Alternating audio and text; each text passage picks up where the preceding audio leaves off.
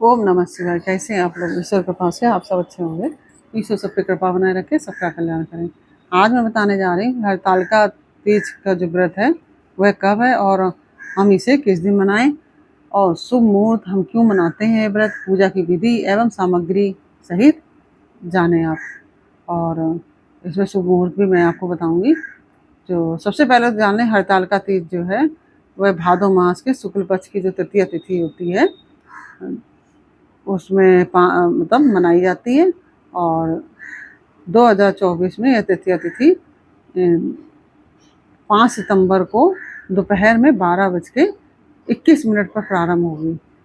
और इस तिथि में का जो समापन हो रहा है वह 6 सितंबर को दोपहर में 3:21 पर होगा समापन। तो इसलिए यह जो व्रत है सभी माताएं बहनें हम सब लोग 6 तारीख को ही रखेंगे। 6 तारीख को ही हरतालिका तीज का व्रत रखा जाएगा उदया तिथि के अनुसार, क्योंकि सूर्योदय के समय हमको यह तिथि मिल रही है। और भादो के शुक्ल पक्ष की जो तिथि है उसको हरतालिका तीज का व्रत रखा जाता है। और हर क्षेत्र में महिलाएं अपने जो जैसा उनके परिवार में किया जाता है उस तरह से रखती हैं। अलग अलग थोड़ी कुछ विधियों में अंतर होता है। सभी महिलाओं की विधियों में जो व्रत रखती हैं उनकी पूजन वूजन की विधि में कुछ अंतर होता है। तो ये अपने अपने क्षेत्र के अनुसार महिलाएं रखती हैं। और यह त्यौहार भगवान शिव और माता पार्वती को समर्पित है। इस दिन सुहागन पति अपने सुहागन महिलाएं अपने पति की लंबी आयु के लिए निर्जला व्रत रखती हैं और निराहार रहती हैं। कुंवारी कन्याओं के लिए यह पर्व मन चाहे और योग्य वर की प्राप्ति के लिए रखा जाता है, जिससे कि उनको अच्छा घर वर प्राप्त हो सके। इसलिए कुंवारी बेटियां इस जो हरतालिका तीज का व्रत है वो रखती हैं। हालांकि इस बार इस व्रत का जो है एक बार संकल्प लेने के बाद इसे आजीवन रखना पड़ता है। कभी इसका छोड़ा नहीं जाता है इस व्रत को। आइए जानते हैं कि हरतालिका तीज का व्रत कब रखा जाएगा और इसकी पूजन विधि, पूजन शुभ मुहूर्त के बारे में भी मैं आपको बता रही हूँ। हरतालिका जो तीज है वह जैसा कि मैंने अभी बताया 5 सितंबर को प्रारंभ हो जाएगी 12:21 पर और समापन होगा 6 सितंबर को 3:21 पर। इसलिए उदया तिथि के अनुसार यह व्रत 6 सितंबर को ही रखा जाएगा, जो कि शुक्रवार के दिन पड़ रही है। वैसे तो हरतालिका पूजन किसी भी वक्त किया जा सकता है, लेकिन इसमें प्रातःकाल और प्रदोष काल में भगवान शिव और माता पार्वती की पूजा का विशेष कल्याणकारी होती है और विशेष महत्व होता है। इस समय महिलाओं को विधिवत श्रृंगार करके पूजा, उपासना और प्रार्थना करनी चाहिए। और इस दिन भगवान शिव और माता पार्वती की पूजा करने मतलब जो पूजा का शुभ मुहूर्त है वह सुबह 6:02 से सुबह का जो मुहूर्त है 6:02 से सुबह 8:33 तक है। 6:02 से लेकर 8:33 तक शुभ मुहूर्त है। और हरतालिका व्रत की विधि के बारे में मैं आपको बता रही हूँ, क्योंकि मैंने आपको मुहूर्त बता दिया है, क्यों रखते हैं ये भी बता दिया। और हरतालिका तीज के दिन सुबह स्नान आदि करने के पश्चात व्रत का संकल्प लें और यह उपवास निर्जला रखा जाता है। अगर स्वास्थ्य ठीक नहीं है तो आप फलाहार भी कर सकते हैं, नहीं तो इसका प्रभाव निर्जला रखने में ज़्यादा मिलता है।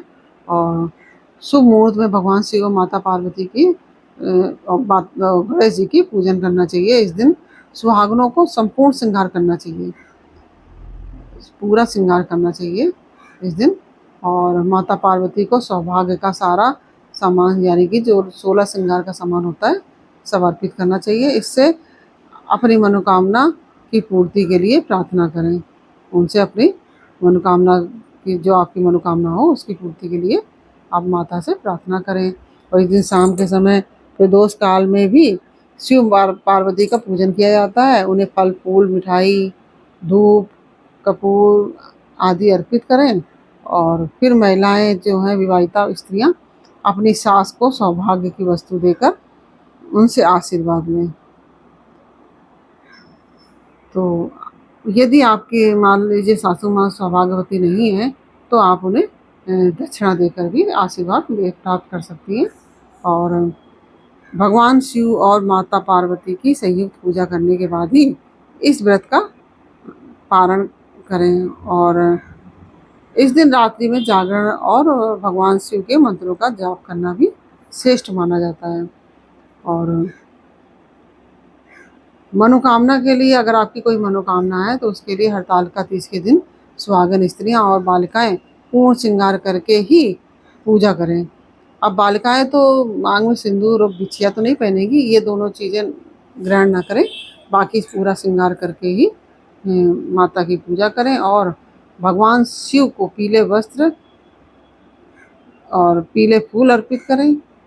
और माता पार्वती को साड़ी और श्रृंगार के जो सामग्री होती है, जो 16 श्रृंगार का सामान होता है, वह अर्पित करें। और महिलाएं माता पार्वती को विशेषकर बिछिया ज़रूर अर्पित करें, बिछिया ज़रूर चढ़ानी चाहिए इसमें, तो क्योंकि सुहाग का प्रतीक होती हैं। और सिंदूर बिछिया ये तो बहुत ही ज़रूरी होता है चढ़ाना।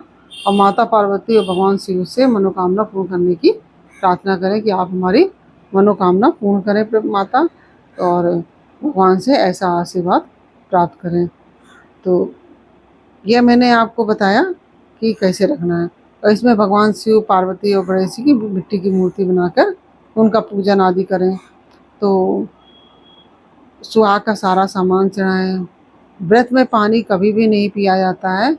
और अगर मान लीजिए आपका स्वास्थ्य नहीं सही है तो आप व्रत में पानी थोड़ा सा पानी, जल और फलाहार ग्रहण कर सकती हैं, लेकिन यह नहीं करना है कि आपको कि सारा दिन उसको ग्रहण करें। हाँ, मान लीजिए आप गर्भवती हैं या स्वास्थ्य आपका ख़राब है तो आप थोड़ा थोड़ा दिन में 3-4 बार ले सकती हैं, 3 बार या कुछ कुछ घंटों के अंतराल में जूस वगैरह। लेकिन ये नहीं कि अब आपको मतलब छूट मिल गई तुम पूरी तरह से खाएंगे, ये नहीं करना है। थोड़ा थोड़ा, जिससे कि ना आपको नुकसान पड़े, ना पहुँचे, ना आपके बच्चे होने वाले बच्चे को नुकसान पहुँचे। तो गर्भवती महिलाएं इस तरह से भी व्रत रख सकती हैं, क्योंकि बहुत सी जो बेटियां होती हैं वो परेशान होती हैं कि अब मैं कैसे व्रत रखूं, मुझे खाना भी कुछ पड़ेगा और व्रत रखा जाएगा कि नहीं रखा जाएगा। तो आप व्रत रख सकती हैं। तो हरतालिका तीज का जो ब्रह्म मुहूर्त का जो मुहूर्त है वो मैं आपको बताने जा रही हूँ, क्योंकि कई जगहों पर सूर्यास्त के बाद प्रदोष काल में पूजा करने का विधान है।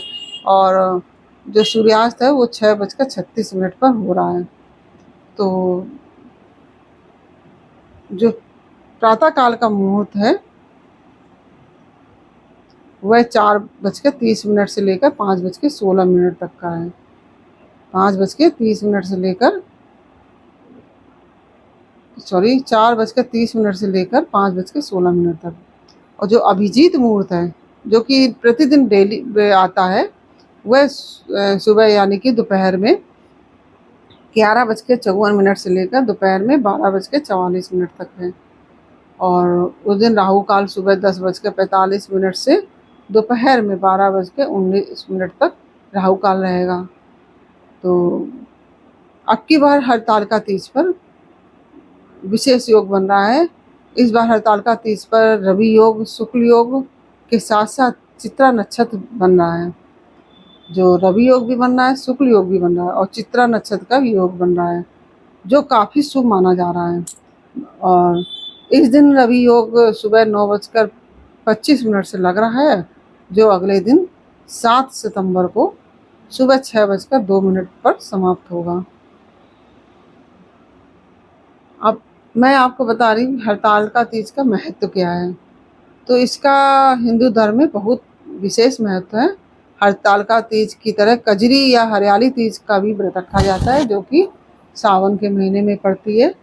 और तीनों ही जो सावन और भादों में 3 तीजें पड़ती हैं, वो दोनों महीनों में, तो ये तीनों ही तीज विशेष फलदायी होती हैं। तीनों ही व्रत माता पार्वती और शिव की पूजा की जाती है। और लेकिन तीनों ही तीज के व्रत अलग अलग तिथि में पड़ते हैं। इस दिन सुहागिन महिलाएं अपने पति की लंबी आयु, अच्छे स्वास्थ्य के लिए, संतान की प्राप्ति के लिए व्रत रखती हैं। और ये नवविवाहिताओं के लिए काफ़ी खास होता है और इस दिन ससुराल पक्ष से वस्त्र, ज्वेलरी, मिठाई सहित कई उपहार भी मिलते हैं और जिन्हें सिंधारा कहा जाता है।